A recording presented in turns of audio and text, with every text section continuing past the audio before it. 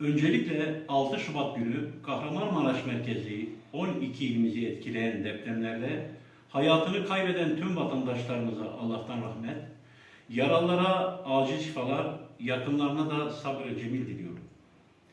Bu duruma ülke olarak çok üzüldük.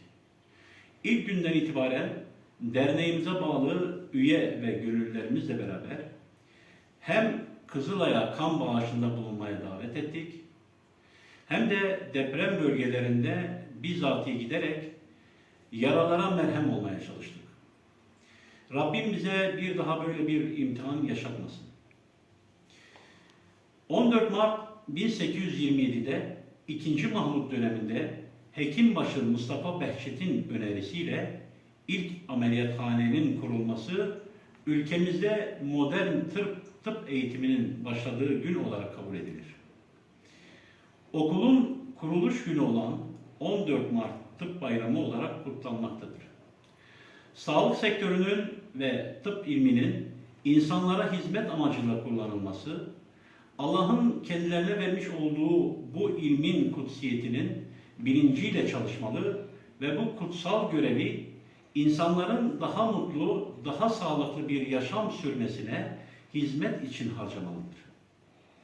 Bu bağlamda tabipler ve sağlık çalışanları önce insan anlayışıyla hareket ederek günümüz dünyasında herkesin kaliteli bir sağlık hizmetinden faydalanabilmesini şiar edilmeli ve bunu taşımış olduğu sorumluluğun bilincinde olması öncelikli koşulu olmalıdır.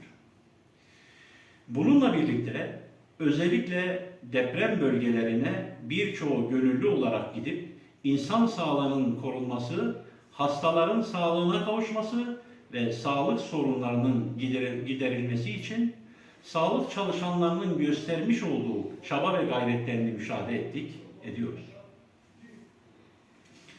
Yüce Rabbimiz Kur'an-ı Kerim'de bir kişinin hayatını kurtarmak suretiyle yaşatırsa bir insanı, bütün insanları yaşatmış gibi olur ayet-i kerimesinin vermiş olduğu mesaj ile insan sağlığı için harcanan mesainin en mukaddes zaman dilimlerinden olduğu ve bu inançla daha sağlıklı toplum için fedakarca hizmet eden doktorlarımızın ve tüm sağlık çalışanlarımızın 14 Mart Tıp Bayramı'nı gönülden kutluyor, başarılı çalışmalarının devamını diliyorum. Teşekkür ederim.